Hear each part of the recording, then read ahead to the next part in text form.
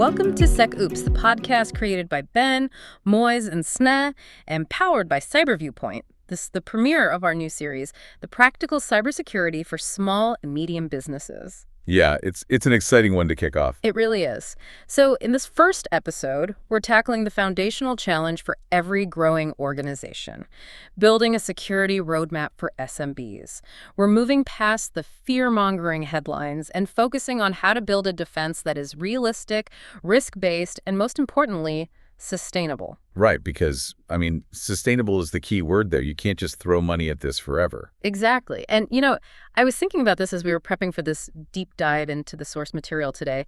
If you start and think about almost every traditional business crisis, there's like a physical warning sign, right? Oh, for sure, yeah. Like if there's a fire in your warehouse, you smell the smoke before the alarm even goes off, or if a supplier is, going bankrupt, you start noticing the delivery trucks are late. Right, the quality drops, stuff like that. Yeah. There's a tangible trigger. You can point at it. You can literally gather your leadership team in a room, look out the window and say, hey, there is the problem right there. Which is comfortable, right? Human beings are biologically wired to respond to threats we can see or hear or touch.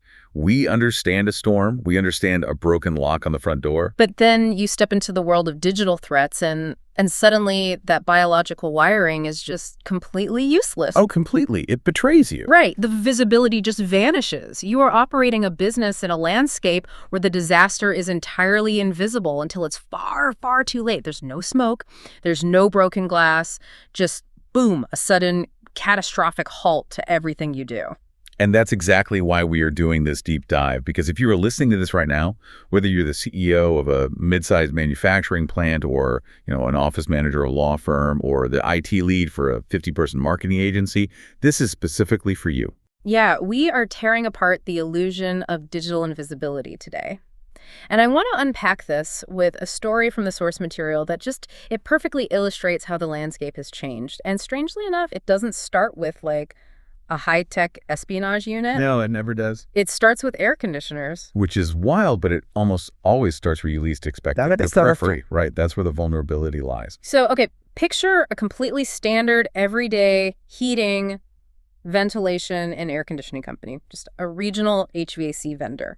They are out there fixing chillers, replacing filters, doing honest, hard physical work. Right. They're not a tech startup. Exactly. They are not handling government secrets. If you walked into their office and asked the owners about their cyber risk, they would almost certainly say, well, we fix air conditioners. Why would international hackers ever target us? And that sentence right there, why would they target us? That is arguably the most dangerous assumption in modern business. It's the exact blind spot that attackers prey upon. Because what this HVAC company didn't fully appreciate, or maybe just didn't secure effectively, was their digital connection to something much, much bigger. They happened to be a vendor for Target. The massive retail giant. Yeah, the massive national retailer. And because they serviced Target's physical buildings, they had a set of digital credentials, like a vendor login. They used this to access Target's network for totally mundane reasons. Electronic billing, scheduling maintenance, that sort of thing. Right, mundane stuff. Which, by the way, is standard practice. Giant enterprises have thousands of vendors. But you got to realize those vendor portals are essentially digital side doors into the fortress. And the attackers knew that. They didn't look at Target's multi-million-dollar cybersecurity fortress and decide to bash the front gates down, right? No, that would trigger every alarm. It takes enormous effort. So instead, they looked for the side door. They targeted the HVAC company. They used a simple phishing email to steal those vendor credentials from an HVAC employee. Just one employee? Yeah. And then they used that everyday billing login to walk right past Target's giant defenses, escalate their privileges, and basically execute one of the most massive, damaging data breaches in retail history. Millions of credit cards stolen. Yeah. Billions in reputational and financial damage. The CEO of Target ultimately resigned over it. And all of it starting with an air conditioning vendor. When you really analyze the mechanics of that breach, it shatters a very specific illusion. It is the harsh realization for every small and medium-sized business out there that the old paradigm is dead. The myth of being too small to be a target is officially over. So what do we actually do about it? Because that is our mission today. We are taking a massive stack of industry standard security frameworks, global best practices, expert playbooks, and we are going to extract the absolute core of what an SMB actually needs to do. Right, because we have to move past the fear-mongering headlines. Yeah, and we're ignoring the dense, impenetrable, technical jargon that usually alienates business owners. We are going to build a practical, budget-conscious security roadmap because, as the playbooks say, hoping you just don't get noticed is not a strategy. Absolutely. Hope is the absence of a strategy. Yeah. And a critical distinction we need to make right now is how we view this roadmap. A security roadmap is not a collection of locks. Okay, wait, explain what you mean by that. So many businesses treat cybersecurity like a frantic trip to the hardware store, right? They get scared by a news article, so they run out, buy a bunch of expensive deadbolts, and start slapping them on every random door and window without any cohesive plan. Right, they buy the flashy antivirus. Exactly. They pay for the expensive firewall, but they don't actually know how their own house is built. A true security roadmap is a blueprint. It's a GPS for your digital defense. A GPS, I like that. Yeah, it tells you exactly where your assets are, where your vulnerabilities lie, and it ensures you don't waste your incredibly limited budget securing the wrong things while leaving, the digital back window wide open. Okay, so let's start mapping this out. And the first step is understanding the environment we are actually driving in. The reality check for SMBs. The death of invisibility. The numbers we're looking at are frankly difficult to comprehend. Global cybercrime damages are projected to hit $10.5 trillion by 2025. That is, trillion with a T. Let's put that number into perspective because humans are notoriously bad at conceptualizing trillions. If cybercrime were a sovereign nation, its economy would be the third largest in the world. Wait, really? The third largest? Yes, it would sit right behind the United States and China. It is bigger than the global trade of all major illegal drugs combined. Oh, wow. Yeah. This is not a cottage industry. It is not like a lone teenager in a dark hoodie guessing passwords in a basement. This is a highly organized, heavily funded, globally distributed syndicate with HR departments, customer service lines, and aggressive revenue targets. And they are aggressively targeting local, small-scale businesses. The sources show that in 2023, 41% of SMBs experienced a cyber attack. That is nearly half. Which is staggering. If you are sitting in a room with another business owner right now, just flip a coin. One of you was hit last year. And that number represents a 28% increase just since 2022. It is accelerating fast. It's accelerating because the business model of cybercrime has evolved. Yeah. We have to ask why SMBs are suddenly the primary focus. And the answer is just basic economics. SMBs are the ultimate low-hanging fruit. Let's break down what low-hanging fruit actually looks like on a technical level, because it's terrifying when you realize that nearly half of local businesses, like 43%, according to the data in our deep dive today, don't even have a fundamental firewall actively configured. Right. And 60% skip employee cybersecurity awareness training entirely. So put yourself in the shoes of a financially motivated attacker, right? You are running a criminal enterprise. You have two choices. Choice A, you spend 6 months and $2 million developing what's called a zero-day exploit. Wait, let's define zero-day exploit for the listener who might not know that specific term. Sure. A zero-day exploit is a cyber attack that targets a software vulnerability that is completely unknown to the software vendor. The vendor has had 0 days to fix it. Oh, got it. Because nobody knows about it. It is incredibly valuable and incredibly hard to find. You have to employ elite hackers to discover a flaw in a massive system like a major international bank. It's high effort, high cost, and if the bank catches you, you get absolutely nothing. So that's choice A, basically trying to break into Fort Knox. Right. Now look at choice B. You don't write any custom code at all. You just write a simple automated script. A tiny piece of software that relentlessly scans millions of IP addresses across the internet looking for small businesses that have open network ports, missing firewalls, or unpatched software. Just scanning everything. Everything. Yeah. And at the same time, you buy a list of 10 million email addresses and send out generic phishing emails, knowing that because 60% of small businesses don't train their employees, somebody's going to click the link. It's the difference between trying to invent a master key to crack a bank vault versus just walking down a suburban street at 3 a.m. and jiggling every single doorknob until you find one that's unlocked. That is exactly it. Attackers are businessmen. They understand return on investment. Attacking SMBs means a vastly higher ROI with almost zero effort. Okay, I hear that. I completely get the math from the attacker's perspective, but I want to push back here because I talk to small business owners all the time, and their logic really makes sense to them. Let's hear it. Let's say I run a local dental office, or I run a 15-person regional logistics company. I don't have military schematics. I'm not developing a new pharmaceutical drug. My data is incredibly boring. It's appointment schedules, dental x-rays, or truck routing manifests. Right, boring stuff. Exactly. Why would a Russian ransomware gang care about my boring data? It's a completely logical question. And honestly, it is the exact cognitive trap that gets SMBs compromised. You are valuing your data based on what it means to you or to a competitor. The attacker doesn't care about your truck routing manifests. They don't want to look at your dental x-rays. They care about 3 specific things your business represents to them. And the first one is what we saw with the HVAC company, right? You are a supply chain gateway. Yes, you are the stepping stone. You might be a 15-person logistics company, but do you deliver parts for an aerospace manufacturer? Do you have access to their inventory portal? I see. You might be a small marketing agency, but do you hold pre-release product imagery for a Fortune 500 client? Attackers know that breaching the enterprise directly is hard.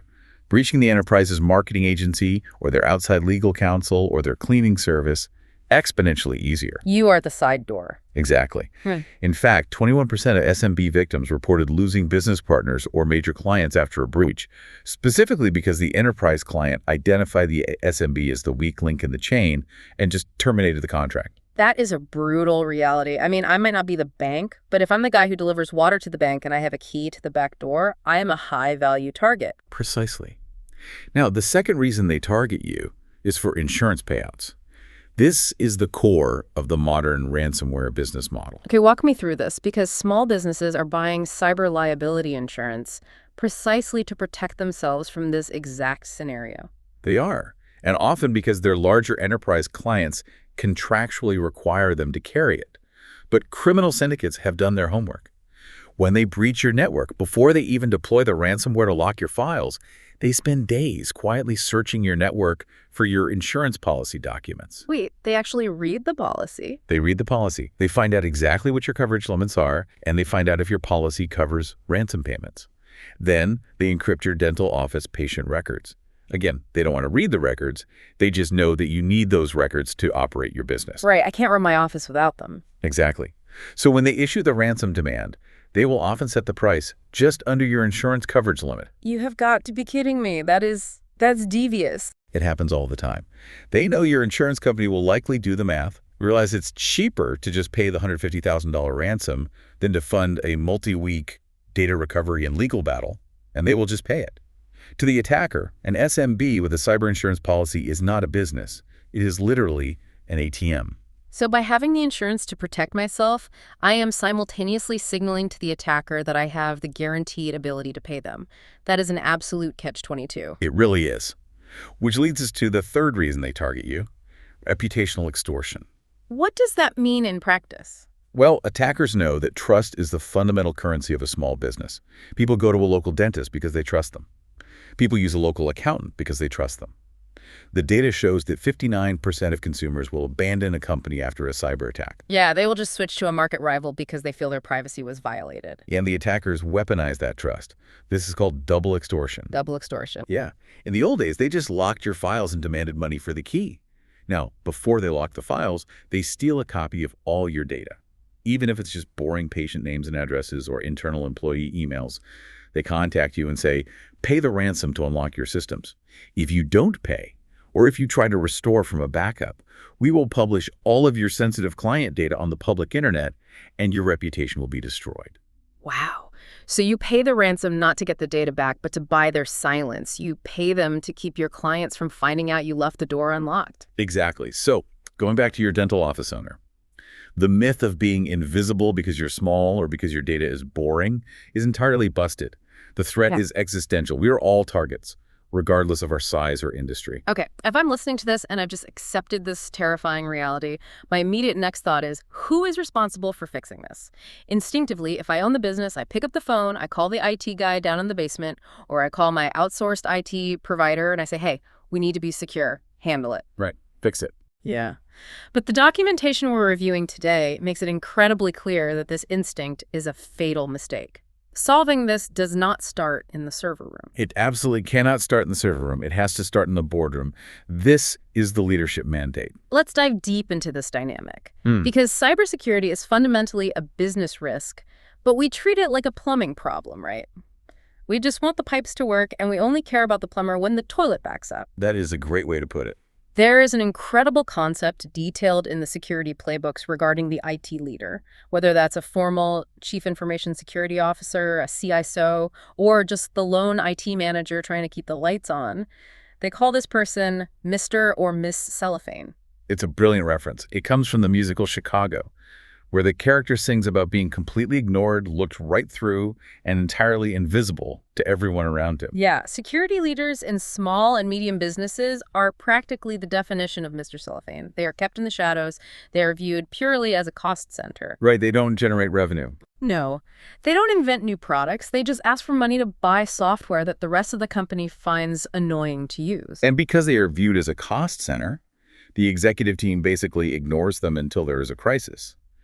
But the inherent danger here is that when the IT leader is invisible, their budget requests are invisible, and ultimately, the company's protection is invisible. This plays out in budget meetings every single day, doesn't it? The invisible IT leader comes into the CFO's office, or the owner's office, and says, I need $50,000 for a new endpoint detection and response system because the threat landscape is evolving and our current antivirus is obsolete. And the CFO, whose entire professional training is based on optimizing capital and maximizing shareholder value, asks the IT leader a completely logical but entirely broken question. What is the ROI?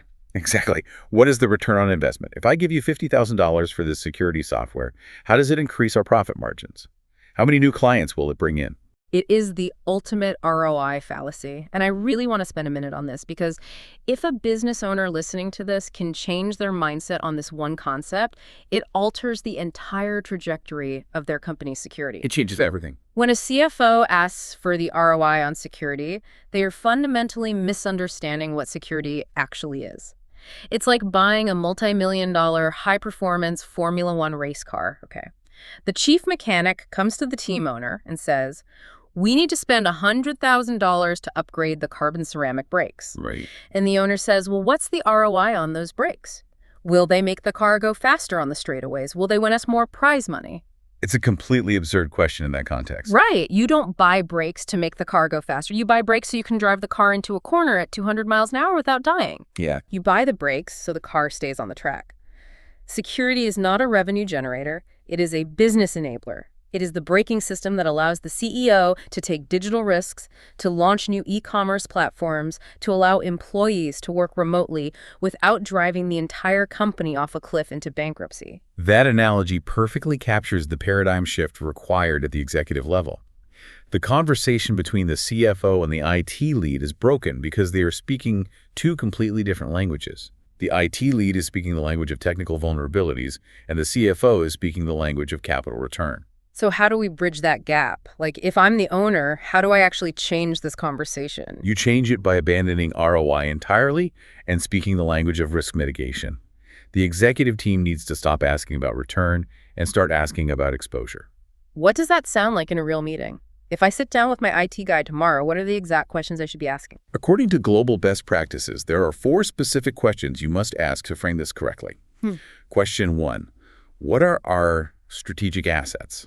What is the actual data or the specific system that if we lost access to it tomorrow at 9:00 a.m., our business would functionally cease to exist? Okay, identify the core. Yes. Question 2, what is the current vulnerability of those specific assets? Not the whole network, but the crown jewels. Question 3, what is the financial consequence of a breach? And this requires real math. Right, like actual dollar amounts. Exactly. If our billing system is locked by ransomware for 14 days, what is the cost of lost revenue?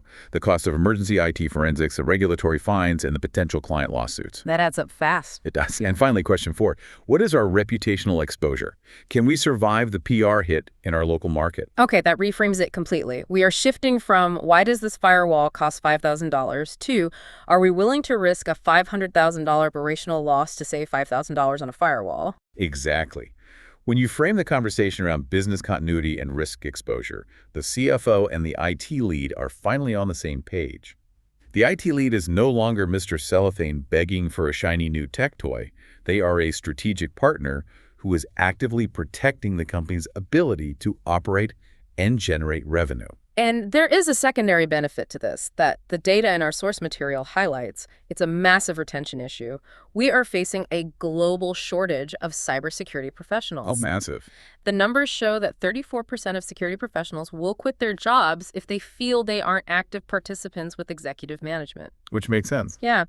If you treat your IT person like a glorified basement help desk whose only job is to reset passwords and fix the printer, they will leave. And when they leave, they take all of your institutional security knowledge out the door with them. Which is catastrophic for an SMB. You cannot afford to lose the one person who knows how your network is actually wired. Okay, so let's assume the leadership gets it. The CEO owns the risk. The CFO understands we are buying brakes for the race car. They have the will to act. But now they need a structured way to actually build this defense. They need that GPS blueprint we talked about earlier. Right. If we look at the global gold standards, the frameworks built by top cybersecurity agencies, they don't start with technical manuals. They organize digital defense into a life cycle of 6 high-level functions. And if you understand the flow of these 6 functions, you basically understand the entirety of cybersecurity. It completely removes the mystery. Let's walk through them not just as a checklist, but as a narrative of how a business actually survives. The 6 functions are govern, identify, protect, detect, respond, and recover. It starts with govern. Yeah, and govern is exactly what we just discussed in the boardroom. Exactly. Right? It's the rules of engagement. It's understanding your legal and regulatory environment. If you process credit cards, you are governed by PCI compliance. If you handle healthcare data, you are governed by NAPI. So it's setting the ground rules. Yes. Govern is the phase where leadership writes the policies, decides who is authorized to make decisions during a crisis, and aligns the security budget with the business goals. It's the zoning laws for our house blueprint. You can't pour a foundation until you know the building codes. Makes perfect sense. Once you have the rules, you move to identify. Right. Identify is mapping the territory. You cannot protect a network if you don't know what is connected to it, and you cannot protect data if you don't know where it lives. Which is harder than it sounds. Much harder. This means having an obsessive, active inventory of every laptop, server, mobile phone, and piece of software in your business. We are going to dig heavily into identify in just a moment because the data shows this is where most SMBs completely fail. But let's follow the life cycle to the 3rd function, protect. This is the one everyone knows. This is where everyone wants to spend their money. Yes.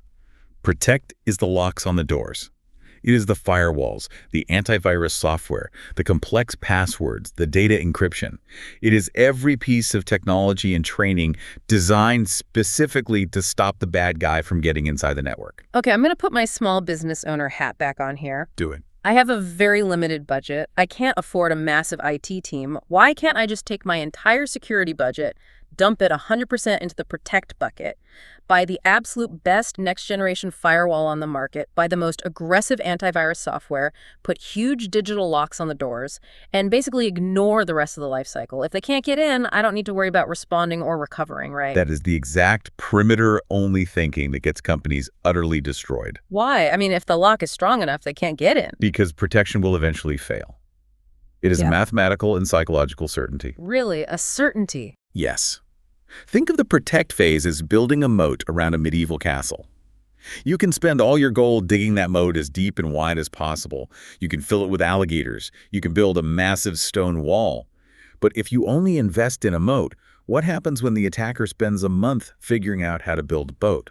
Or a catapult. Right. Or, far more likely in the digital world, what happens when one of your own trusted guards on the inside accidentally lowers the drawbridge because an attacker sent them a really convincing letter claiming to be the king? Right, the human error element. The moat is entirely useless if the guard just opens the front door from the inside. Exactly.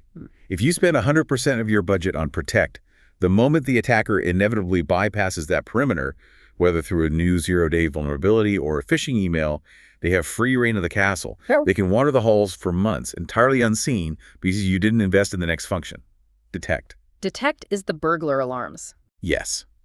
If protect is the lock on the window, detect is the motion sensor in the hallway and the security cameras in the lobby. It involves systems that don't just block things, but actively monitor your network for anomalous behavior. Like what? Well, if Bob in accounting normally works from 9 to 5, and suddenly Bob's user account is downloading 500 gigabytes of encrypted customer data at 3:00 a.m. on a Sunday from an IP address in Eastern Europe, your protect phase failed because the login was successful. Right? The system thinks it's Bob. Exactly. But your detect phase needs to scream that something is horribly wrong. You have to know they are inside. Which triggers the next phase, respond. Respond is the action plan when the alarm is screaming. It is the fire drill. Who do you call? How do you isolate the infected computer? Do you have the authority to pull the literal internet cable from the wall to stop the data from leaving the building? You don't want to be figuring that out on the fly. Definitely not. You cannot be figuring out your response strategy while ransomware is actively leaping from computer to computer across your network. And finally, recover. Recover is how you survive the fire. It's restoring the business operations. It's wiping the infected servers, pulling the clean data from your backups, repairing the systems, managing the public relations fallout, and communicating transparently with your clients. It's the rebuilding of the house. So it really is a complete, continuous ecosystem. Govern sets the rules, identify maps the territory, protect builds the walls, detect listens for the breach, respond fights the fire, and recover rebuilds the house. Precisely. And to execute this GPS effectively, you have to start at the absolute foundation. You cannot jump to buying firewalls and testing backups until you thoroughly complete the identify phase. Which brings us to the harsh reality of inventory, the fundamental law of cybersecurity. You cannot protect what you don't even know exists. You really can't. Let's talk about the crown jewels. Every business has them, but so few SMBs actually map them. The crown jewels are the core assets that make your business function.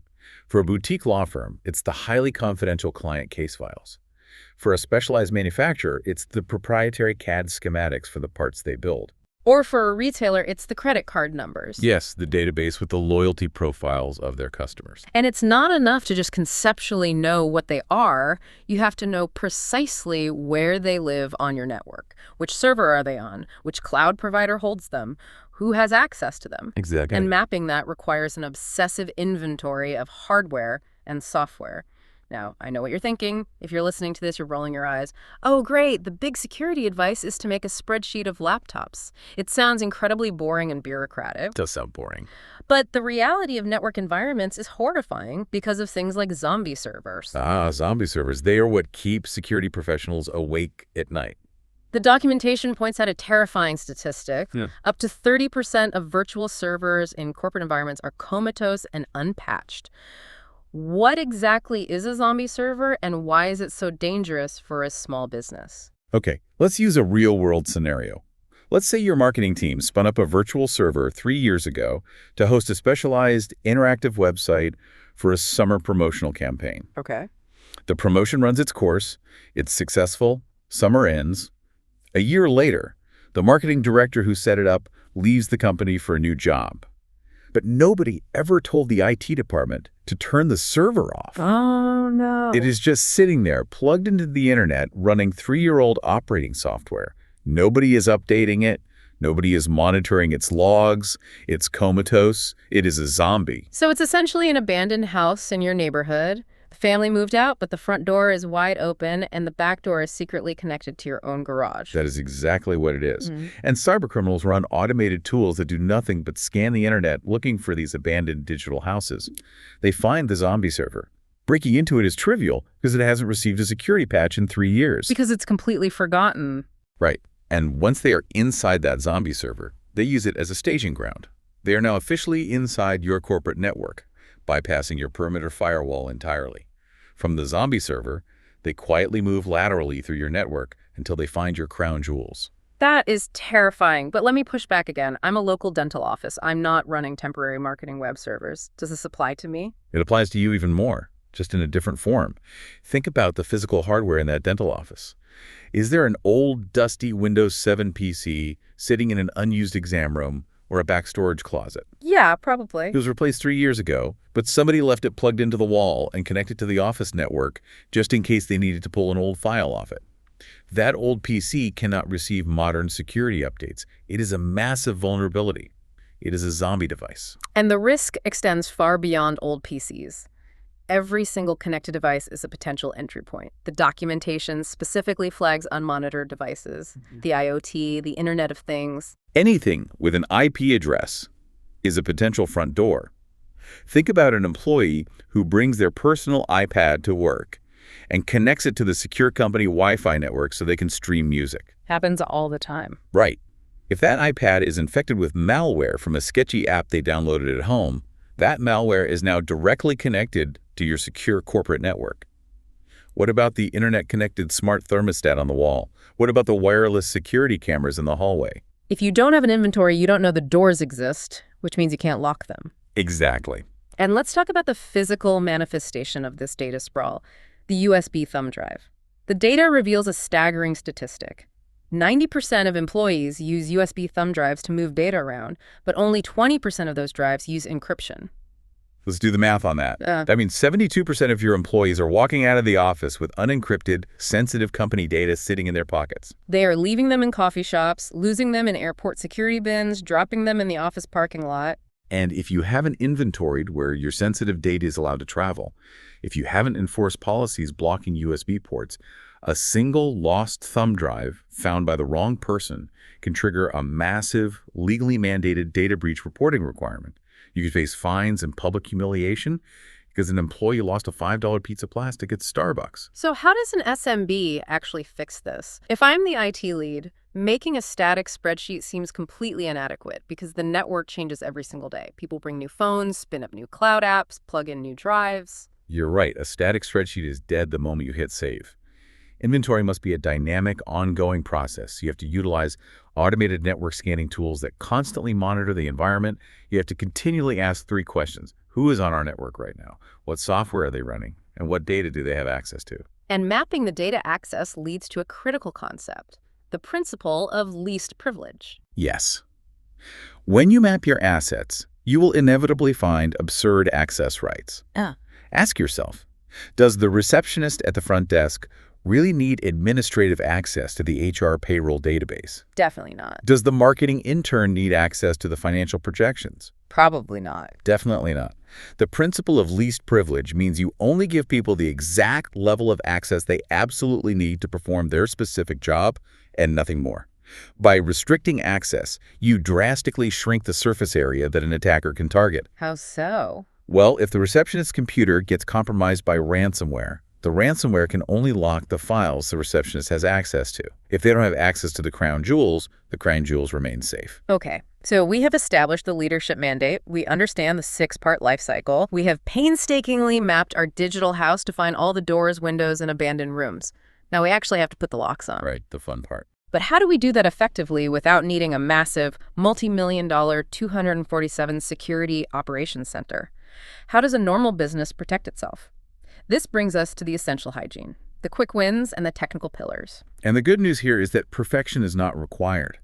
Implementing just these basic foundational steps will stop 80 to 90% of all common cyber attacks. It's the 80-20 rule of cybersecurity. 20% of the effort yields 80% of the protection. And the best way to think about this is cyber hygiene. It is exactly like dental hygiene. I love this analogy. Think about brushing your teeth. Nobody gets genuinely excited to brush and floss their teeth. It is a boring, routine, daily habit. But you do it every single day without fail, because you know that if you don't, you will inevitably require a massive, incredibly painful, and deeply expensive root canal later. That is a highly accurate analogy. So what is the digital equivalent of brushing and flossing? The playbooks break it down into 3 massive technical pillars. The big 3. If an SMB does absolutely nothing else, they must implement these 3 things. Let's hit pillar number 1. It is the most critical and often the most frustrating for users. Phishing-resistant MFA or multi-factor authentication. We have to start this pillar by accepting a grim, undeniable reality. Passwords are dead. They are functionally obsolete as a standalone defense mechanism. Why? I mean, I have a 16-character password with symbols and numbers. Isn't that strong? It doesn't matter how complex your password is because attackers don't sit there guessing it character by character anymore. The human brain is flawed. People reuse the exact same password for their online banking, their corporate email, their fantasy football league, and their food delivery app. Yeah, everybody does that. Right, so when that food delivery app gets breached, which happens constantly, the attackers steal the database of emails and passwords. They don't try to hack your corporate network, they just buy that stolen list of passwords on the dark web, write an automated script, and try your food delivery password on your Microsoft 365 corporate email account. The famous phrase in the industry is, hackers don't break in, they log in. Precisely. They just walk through the front door using your keys. MFA stops this dead in its tracks. Even if the attacker has your exact, perfectly correct password, they cannot get into the system without the second factor. Something you know, which is the password, plus something you have, like your phone or a physical key. But the documentation is very specific here. It doesn't just say MFA, it says phishing-resistant MFA. Explain the difference, because I get text messages with 6-digit codes all the time. Isn't that enough? A text message is better than nothing, but it is no longer sufficient against modern attackers. Criminals have figured out how to execute SIM swapping attacks, where they trick your mobile carrier into porting your phone number to their device, allowing them to intercept your text messages. Or, more commonly, they send you a fake login page that looks exactly like Microsoft or Google. You type your password. The fake page prompts you for the text message code. You get the text, you type the code into the fake page, and the attacker instantly relays that code to the real website, logging themselves in. So they just act as a middleman. How does phishing-resistant MFA stop that?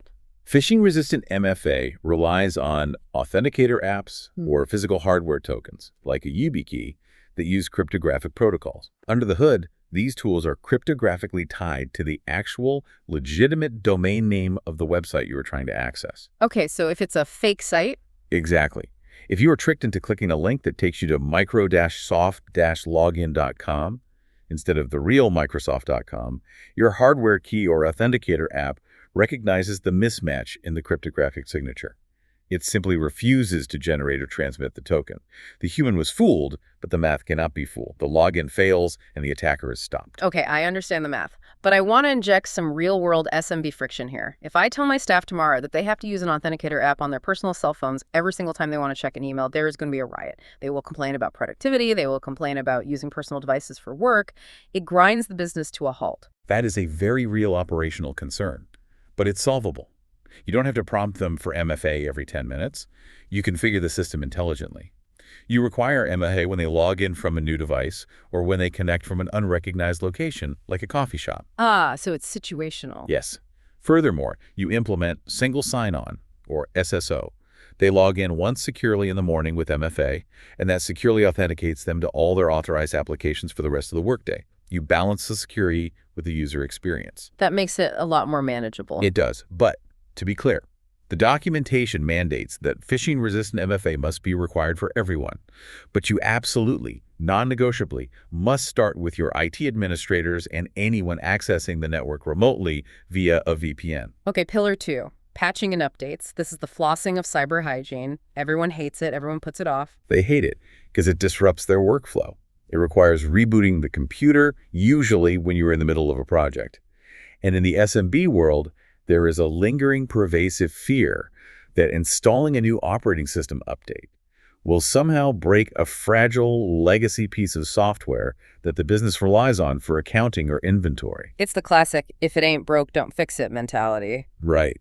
But in the realm of cybersecurity, if software isn't updated, it is broken. Think about how a patch actually works.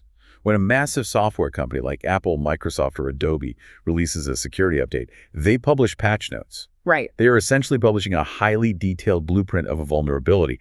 They are telling the entire world, hey, we found a severe hole in our software right here, and here's exactly how it functions. Please download this patch to close the hole. And what did the cybercriminals do? They immediately read those patch notes.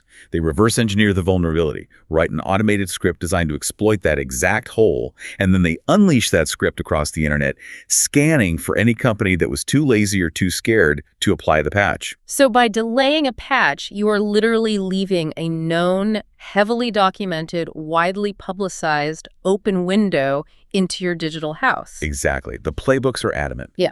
You must remove the human element from this process. Turn on automatic updates wherever technically possible, for operating systems, for web browsers, for third-party applications. Just take it out of the user's hand. Yes. And crucially, and this is where SMBs really struggle, if you have software or hardware that is so old, the manufacturer no longer supports it, meaning they're no longer writing security patches for it. Like that dusty Windows 7 PC in the dental office. Yes, you must remove it from your network immediately. It is a ticking time bomb. There is no perimeter defense strong enough to protect an inherently vulnerable, unpatchable system. Which brings us to the third technical pillar, and this is the ultimate safety net. If MFA and patching are the locks on the doors, this pillar is the guarantee that your business survives when the locks inevitably fail. Immutable, automated backups. This is the difference between a minor operational hiccup and a business-ending catastrophe. I want to explore the word immutable deeply because this is where standard SMB logic breaks down. A lot of business owners think, I'm fine. I drag my important files to a regular external USB hard drive every Friday, or I have a standard Dropbox or a Google Drive folder that syncs my files. Why isn't that enough? Because modern ransomware is incredibly sophisticated. When a ransomware payload detonates inside a network, it doesn't just instantly encrypt your desktop files. First, it spends time seeking out your safety nets. It hunts for them. It absolutely hunts for them. It scans the network for connected external hard drives. It looks for network-attached storage devices. It finds your active cloud sync folders. Once it has its tentacles wrapped around your active files and your connected backups, it triggers the encryption lock on all of them simultaneously. If your backup is connected to the network and alterable by a user, the ransomware will destroy it just as easily as the original data. So you get hit, you panic, but you think, it's okay, I have a backup drive plugged into the server. You go to restore the files, and you realize the backup drive is locked with the exact same red skull screen as the main system. That is devastating. It is the moment most businesses realize they might not survive. This is why the backups must be immutable. Immutable means the backup data is cryptographically locked. It cannot be altered, it cannot be encrypted, and it cannot be deleted by anyone, not even the IT administrator, for a set period of time. That's a great feature. It is. Think of an immutable backup, like a heavy steel bank vault with a mechanical time lock. The vault is set to remain locked for 30 days. Even if a bank robber walks in, puts a gun to the bank manager's head, and demands the combination, it doesn't matter. The manager can put the combination in, but the vault mechanically will not open until the timer runs out. So even if the hacker steals the IT administrator's master password, they cannot delete the immutable backup. The math prevents it. Exactly. The playbooks also mandate the classic 3-2-1 rule for backups. 3 copies of your data, stored on 2 different types of media. Yeah. With at least 1 copy stored completely offline or securely offsite, disconnected from the primary network. I want to highlight a specific, incredibly powerful concept from the documentation regarding this. It states that with a robust, tested, immutable backup system in place, an organization has the ability to simply ignore ransomware demands. Let's explore the psychology of that, because getting that screen on your computer that says pay $500,000 in Bitcoin in 48 hours or your business is destroyed is terrifying. How does a backup shift that psychological power dynamic? Well, think about the leverage the attacker has in a ransomware scenario. Their only leverage is your sheer desperation. They are betting that your need to get your patient records or your billing data back is so overwhelming that you will pay any price. Right, you're backed into a corner. But if you have an immutable offline backup that you successfully tested last week, the entire dynamic flips. You look at the ransom demand on the screen, and you can practically laugh at it. Because you don't need their key. Right. You don't negotiate. You wipe your infected hard drives completely clean. You pull your pristine data from the immutable time-locked vault. You restore your systems, and you are back in business operations by lunchtime. You have completely neutralized the attacker's leverage. You dictate the terms of your own survival, not the criminal syndicate. That is incredibly empowering. It takes the terror out of the equation. Okay, so we have the 3 technical pillars. We have implemented phishing-resistant MFA. We are automatically patching our systems. We have immutable backups stored in a digital time-locked vault. We have built the walls, we have locked the doors, and we have bought the ultimate insurance policy. What? There is always a but in cybersecurity. Technical locks, complex firewalls, and immutable backups mean absolutely nothing if the person holding the keys willingly hands them over to the criminal. The human factor. Which leads us perfectly into the next phase of our deep dive into the source material. Culture versus compliance, or securing the human firewall. Let's look at the statistics here because they are brutal. Studies consistently show that roughly 95% of all successful cybersecurity breaches involve some form of human error. 95%. That's almost all of them. Someone clicking a malicious link, someone downloading a weaponized PDF attachment, someone using a weak password on a critical system, or someone falling for a smooth-talking social engineering scam over the phone. And it makes total economic sense for the attacker. Why would a hacker spend 3 weeks trying to brute force a complex next-generation firewall when they could just send an email to the HR department that says, "Urgent. Your Q3 payroll update requires immediate login verification," and have an employee willingly hand over their username and password? Right, it's so much easier. Hackers don't attack machines anymore. Machines are hard to hack. They attack human psychology. They attack urgency, fear, and curiosity. The documentation makes a really strong philosophical distinction here between compliance and true cyber readiness. Can we unpack that? Because a lot of small businesses I know think they're doing exactly the right thing. They paid a consultant to write a 50-page cybersecurity policy, and they keep it in a massive 3-ring binder on a shelf in the HR office. Every year during onboarding, employees are forced to watch a boring 15-minute training video from 2018, and they check a box on a form. The company is legally compliant. And against a live human adversary, that compliance is functionally useless. Wow, useless. Yes. Compliance is a snapshot in time. It is checking a box to satisfy an auditor, a regulator, or a cyber insurance application form. It doesn't change behavior. Having a strict password policy on page 42 of a binder does not stop Bob in the accounting department from clicking on the dancing pig email attachment when he is tired and distracted at 4:45 p.m. on a Friday. So what is the alternative? True cyber readiness, as the playbooks define it, is a continuous proactive cultural mindset. It is behavior modification. It is moving security from the IT department to the entire staff. The playbooks use a phenomenal sports analogy here. The 12th man. Oh, the football one? Yeah. In American football, there are only 11 players allowed on the field for a team. The 12th man refers to the fans in the stadium. When the fans are engaged, their collective noise, energy, and hostility toward the opposing team physically impact the game. They cause false starts. They make it impossible for the opposing quarterback to communicate. The author argues we need to bring the might of the 12th man to the cybersecurity field. I love that concept. The idea is that security isn't just the one IT guy in the basement playing a solo tennis match against an army of hackers. It is the collective vigilance of the herd. If every single employee in the company is trained, if everyone develops that intuitive sixth sense for spotting a phishing email or a fake invoice, the company becomes vastly safer. Exactly. The attackers are no longer trying to slip a trick past one overworked IT administrator. They are trying to slip a trick past 50 highly vigilant employees.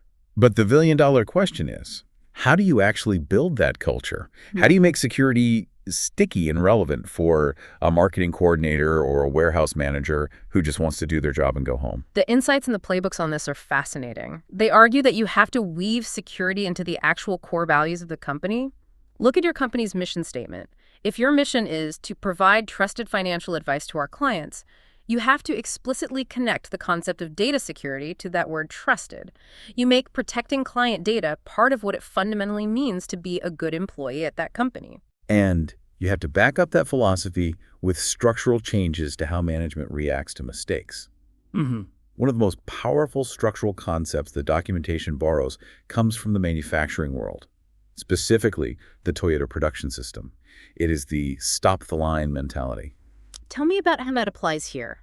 Think about a traditional car manufacturing factory in the 1970s. If an assembly line worker saw a defect in a part coming down the line, they were often explicitly punished for stopping the assembly line because halting production cost the factory thousands of dollars a minute. So workers just ignored the defects. Just pass the buck. Right. They let the bad cars roll off the line, and the company dealt with the massive recalls later. Toyota revolutionized quality control by flipping that dynamic. They installed a physical cord above the line, and they empowered any worker anywhere in the factory to pull the cord and stop the entire factory if they saw a quality issue. They didn't punish the worker. They actively rewarded them for catching the problem early. And we need to apply that pull-the-cord mentality to cybersecurity. Precisely. Think about the culture in most small businesses today. If an employee receives a highly suspicious email, clicks a link, and suddenly realizes the website looks sketchy, What do? They panic. They close the browser, delete the email, and pray to God nothing happens because they are terrified of being fired or looking stupid or getting yelled at by the IT guy for causing a problem. Which is the absolute worst possible outcome. Because while they are sitting there praying, the malware they just downloaded is silently spreading across the network, escalating privileges and searching for the backups. You must build a company culture where an employee is recognized, praised, and rewarded for raising a valid security concern, even if it turns out to be a false alarm, and especially if they made a mistake. That makes total sense. If they click a phishing link, you want them sprinting down the hallway to the IT department saying, "I messed up, pull the cord, stop the line." You want to reward the reporting of the error rather than punishing the error itself, because the human error is statistically inevitable. Right. The playbook suggests making this highly visible. Use your company's all-hands meetings or Slack channels to publicly highlight employees who catch sophisticated phishing tests. You send out simulated safe phishing emails to test the staff. When Bob in accounting spots the fake email and reports it, you give him a $20 gift card and praise him in front of the company. You make cybersecurity a positive, engaging, gamified part of the culture rather than a punitive, terrifying list of rules. And crucially, as a leader, you have to model that behavior. Tone from the top is everything. You cannot be the CEO who stands in front of the staff and complains about how annoying the new MFA app is. You cannot ask the IT guy to bypass the security rules for your laptop because you are the boss. You have to be the loudest champion of the hygiene. If the CEO treats security like an annoying obstacle, the employees will treat it exactly the same way. Tone from the top, always. Okay, let's take a breath. We have covered an immense amount of ground in this deep dive. We started with the terrifying reality of a $10.5 trillion global threat. We established the absolute necessity of leadership mandate, treating security as a business enabler rather than an IT cost. We flowed through the 6-part life cycle of govern, identify, protect, detect, respond, and recover. We mapped our digital house to find the crown jewels and the zombie servers. We implemented the technical pillars of MFA, patching, and immutable backups.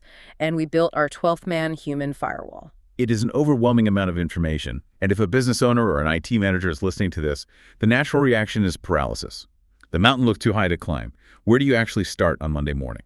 Exactly. The theory is great, but execution is what saves the business. Which is why we are going to distill everything we just talked about into an actionable, no-nonsense 30, 60, 90-day plan. This is how an SMB takes this massive framework and gets their digital house in order, step by manageable step, without paralyzing their daily business operations. Let's operationalize the roadmap. Let's start with month 1, day 1 to day 30. The urgent quick wins. What are the absolute non-negotiables for the first 30 days? Day 30 is all about stopping the bleeding and securing the perimeter. You're doing 2 foundational things. First, you are turning on multi-factor authentication everywhere, no exceptions, no excuses. You start with your core communication environment, whether that is Microsoft 365 or Google Workspace, and your remote access VPNs. If a system faces the public internet, it requires MFA. You communicate this clearly to the staff, you provide them with the authenticator apps, and you enforce it. Phishing-resistant MFA if possible, using hardware keys for the admins, but getting any form of app-based MFA deployed is better than waiting 6 months for perfection. Exactly. Don't let the perfect be the enemy of the good. Second, in the first 30 days, you lock down your backups. You don't just assume they are working. You verify that your backups are running automatically, continuously. You confirm with your IT provider that you have an immutable offline copy that ransomware cannot touch.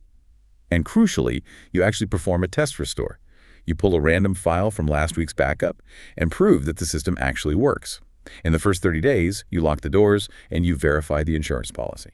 Okay, I love that. It's aggressive. It will cause a few help desk tickets as people adjust to MFA, but it is completely achievable. Now the fires are out. We move into month 2, day 60, visibility and the human factor. What happens here? Now that the perimeter is secured, we have to map the territory. By day 60, you must complete your hardware, software, and data inventory. You deploy a network scanning tool, or you build a master tracking system to tell you exactly what devices are connecting to your business. This is where you hunt down and kill the zombie servers. You find that dusty Windows 7 PC in the unused exam room and you unplug it from the wall. You identify exactly where your crown jewels live, and you restrict access to them using the principle of least privilege. Yes. And concurrently, on the human side, Day 60 is when you launch your continuous employee awareness program. You abandon the once-a-year compliance video. You start sending monthly, safe, simulated phishing emails to your staff to test their reflexes. You institute the stop-the-line mentality, and you start publicly rewarding employees who spot the fakes. You build a 12th man. So month 1 is the quick tech wins. Month 2 is visibility and culture. Now we're into month 3, day 90, resilience in the ecosystem. Day 90 requires a philosophical shift. You have to accept that despite everything you did in days 1 through 60, despite the MFA, the training, the patching, a highly motivated attacker might still breach your walls.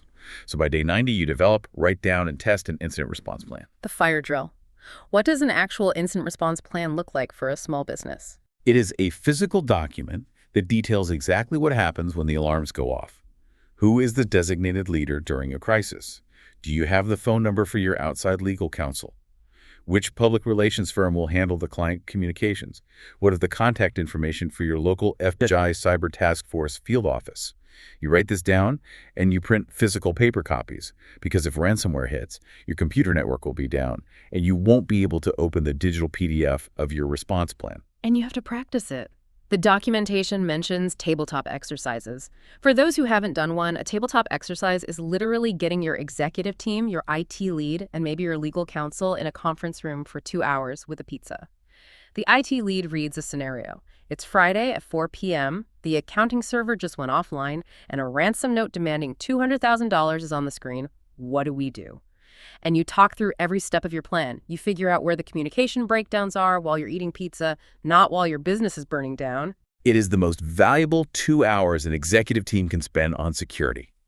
And finally, the playbooks emphasize that by day 90, you must review the security posture of your ecosystem, your third-party vendors. Because you are part of a supply chain. Right. You review your managed IT service providers, your cloud software vendors, your outside accounting firms. If they have a digital side door into your network, or if they hold your sensitive data, you must demand proof that they are following the exact same MFA and backup hygiene that you are. You do not want to become the target to their careless HVAC company. Look at that trajectory. In 90 days, a local business can go from being completely exposed, relying entirely on the myth of invisibility, to having a structured, resilient, industry-standard defense posture.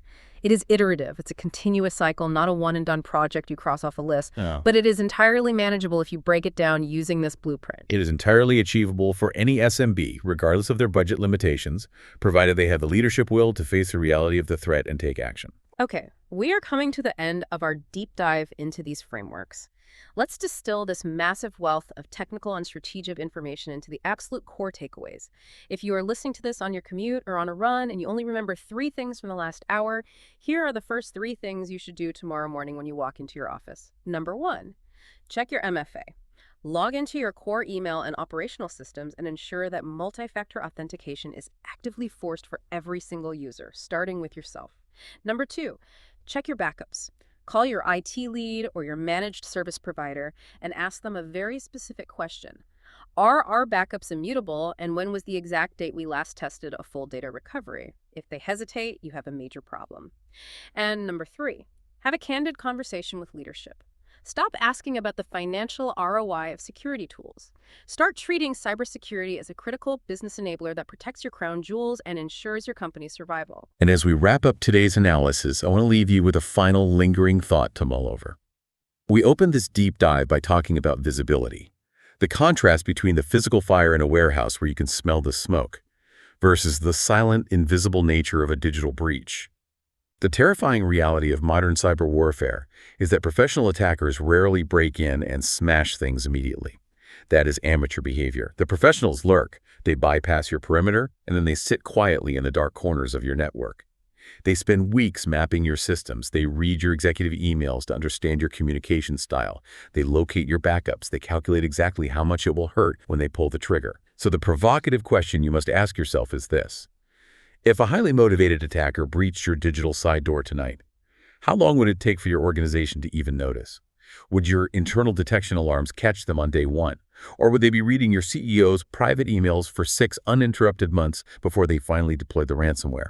And more importantly, when the attack inevitably happens, could your business actually survive the weeks of operational downtime required to recover?